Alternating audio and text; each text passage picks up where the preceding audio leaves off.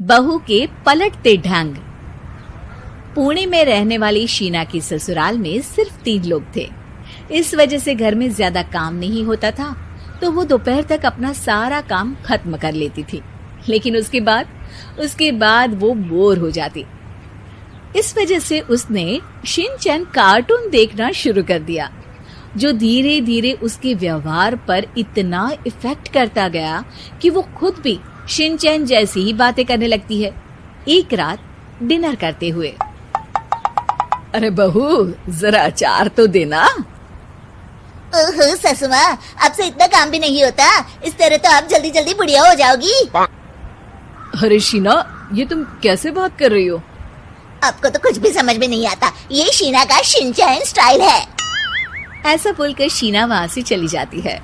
अगली सुबह शीना सबके उठने से पहले ही घर का काम खत्म करके कार्टून देखने बैठ जाती है।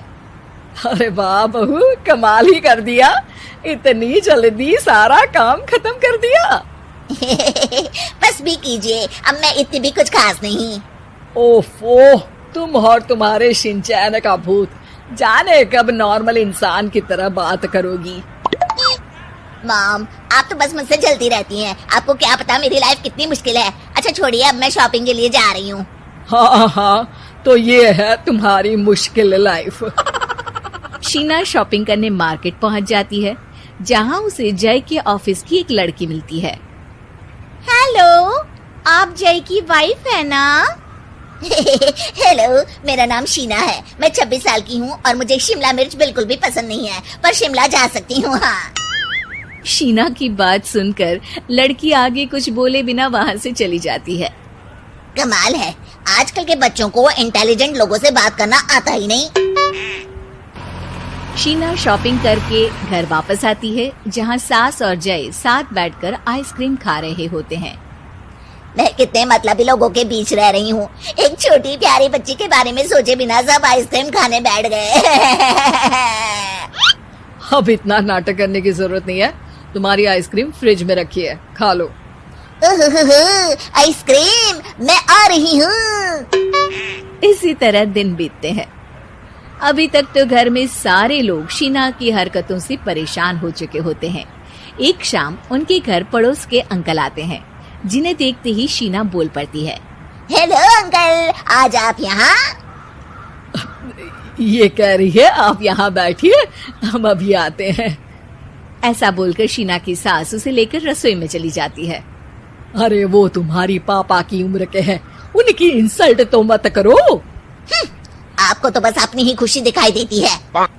शीना के ऐसे बोलने पर सास हैरान रह जाती है और शीना बाहर आकर अंकल से कहती है, तो अंकल, आज आप क्या लेने आए हैं? या फिर बस सासू माँ को देखने का बहाना चाहिए? वैसे ये इतनी भी अच्छी नहीं है, पूरा समय मुझे डांटती रहती है और कभी कभी तो खाना भी नहीं देती।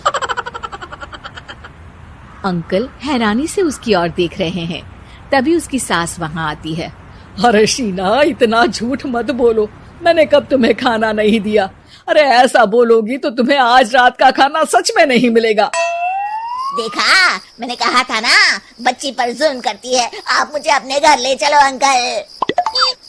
इस तरह दोनों सास बहू में तू मैं शुरू हो जाती है, जिसे देख अंकल तो डर कर भाग जाते हैं, लेकिन वो दोनों चुप ही नहीं होती।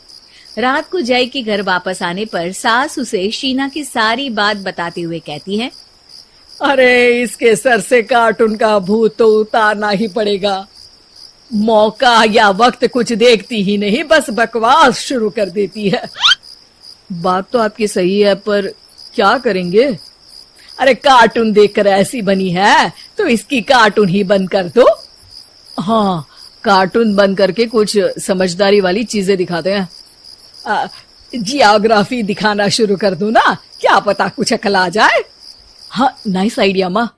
इस पर जय केबल टीवी पर ज्योग्राफी छोड़कर बाकी सारी चैनल बंद करवा देता है, पर शीना भी किसी से कम नहीं होती। ओहो पतिदेव, अपने आप को बहुत स्मार्ट समझते हो। शीना मोबाइल पर YouTube ऑन करके उस पर शिनचैन देखने लगती है।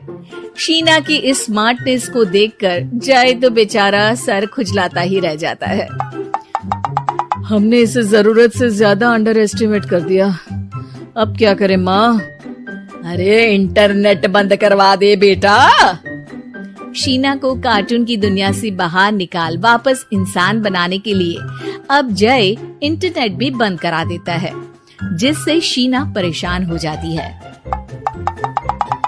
सब मेरी खुशी से जलते हैं, पर अब क्या करूं? शीना सोच में पड़ जाती है, लेकिन कोई आइडिया नहीं मिलता, जिस पर मजबूरी में वो ज्योग्राफी देखना शुरू कर देती है। लगता है अब कुछ ही दिनों में इसके सिर से शिनचैन का भूत उतर ही जाएगा। हाँ बेटा, उम्मीद तो यही है। दिन बीतते हैं और घर में सब शीना के बोलने का इंतजार करने लगते हैं, लेकिन शीना टीवी में ऐसी खो जाती है कि उससे पूछे सवालों का हाँ या ना के अलावा और कुछ जवाब ही नहीं देती।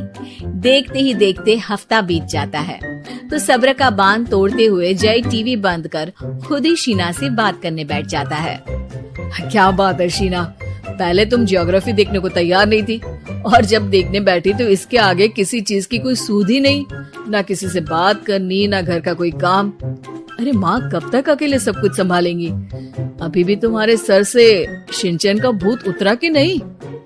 जब मादा भालू नर भालू से बात नहीं करती, तो वो उनका ध्यान अपनी तरफ आकर्षित करने के लिए बिल्कुल यही हरकत करते हैं। तुम नर भालू हो। शीना के ऐसा बोलते ही जय और उसकी मम्मी एक दूसरे की तरफ देख सर पकड़कर बैठ जाते हैं।